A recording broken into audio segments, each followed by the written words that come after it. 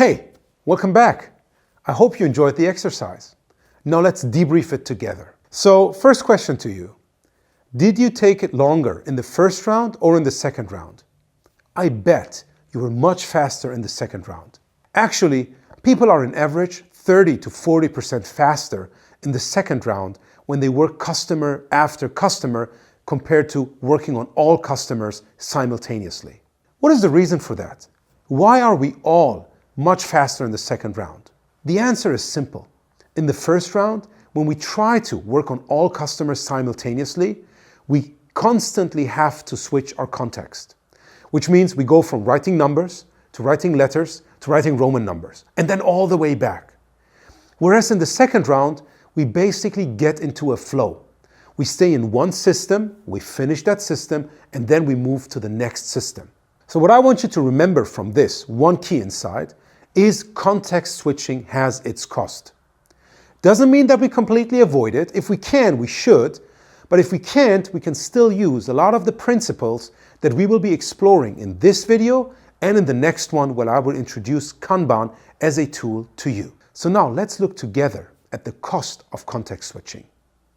Gerald Weinberg did a lot of studies and a lot of research around this. He did research looking at various industries and various jobs where he looked at what is the percentage of productive time depending on the number of simultaneous tasks that we work on. What would be your guess?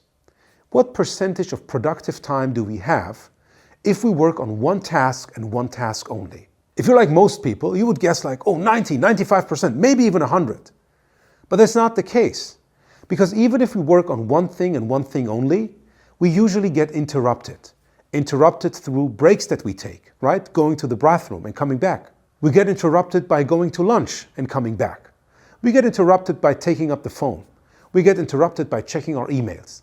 All of those interruptions are also context switchings. And every time we come back to the actual task we want to do, we need to get back into the mode again. My favorite and very simple example for this is, imagine you're writing a longer email. So you've written 2, 3, maybe 4 paragraphs, and then a colleague comes to you, tips on your shoulders, of course, pre-COVID, you turn back, you talk to them, and then you get back to your email. What's the first thing you do? You start rereading that email, right? Or maybe even the last chapter. So context switching even happens if we have only one thing and one thing only.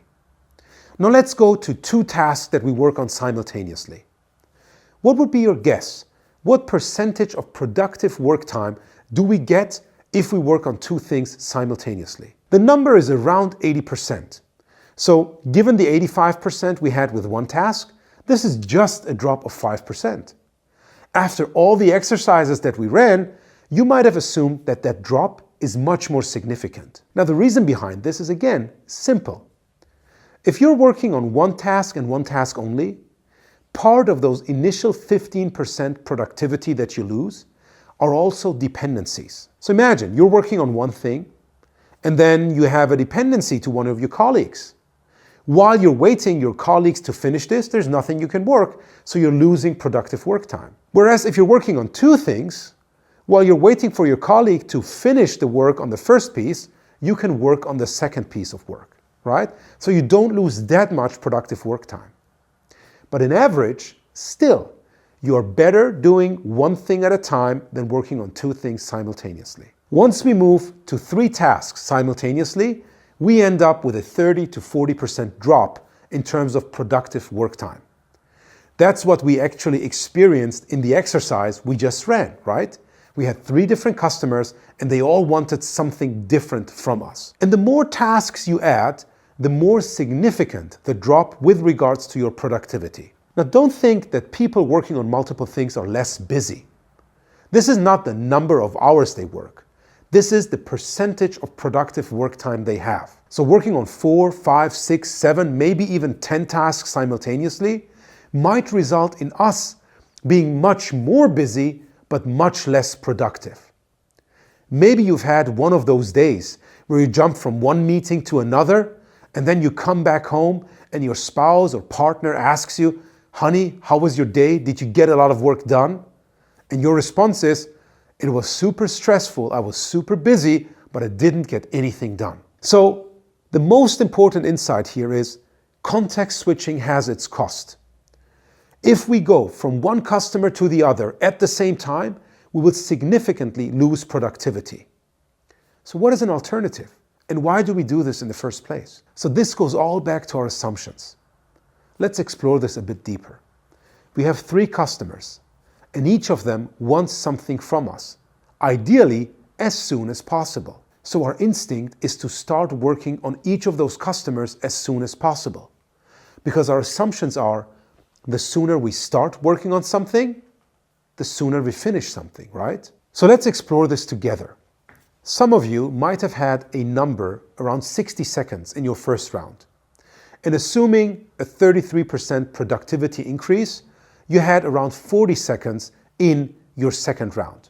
So let's go through the first round. It takes you 60 seconds to finish all 3 customers. You probably start with customer 1 at second number 1. You move then on to customer 2, second 2, and then customer 3, second 3. You finish customer 3 at 60 seconds, customer 2 at 59 seconds, and customer 3 at 58 seconds. That's your first round. Now let's go to our second round. Again, let's assume you don't need 40 seconds, but you need 60 seconds because you're the perfect multitasker. Again, you start with the first customer, second 1, but instead of moving on to customer 2, you finish customer 1. So after 20 seconds, a third of the time, you're done with the first customer. Then you move on to customer 2. This is second 21. You finish that one after another 20 seconds, so at second 40, and then with second 41, you go to the last customer, customer 3, finish them at 60 seconds. Again, remember, probably you finished customer 3 at 40 seconds, which would mean you finish customer 1 after 13 and customer 2 after 26 or 27 seconds. So going back to our assumption, we start something earlier, we finish something earlier, we can quickly see this is not the case. In our first round, we started with customer 2 at second number 2, and we finished customer 2 after 59 seconds. In our second round, we started with customer 2, even under the assumption of being perfect multitaskers, at second 21, and we finished at second 40. And in reality, it would have been second 14, and we finish at 36 seconds. So you can see the assumption of starting something earlier and finishing it earlier is not true, especially once you start moving or once you start working on multiple things simultaneously. So key insights here. Context switching has its cost, and we do it under the wrong assumptions.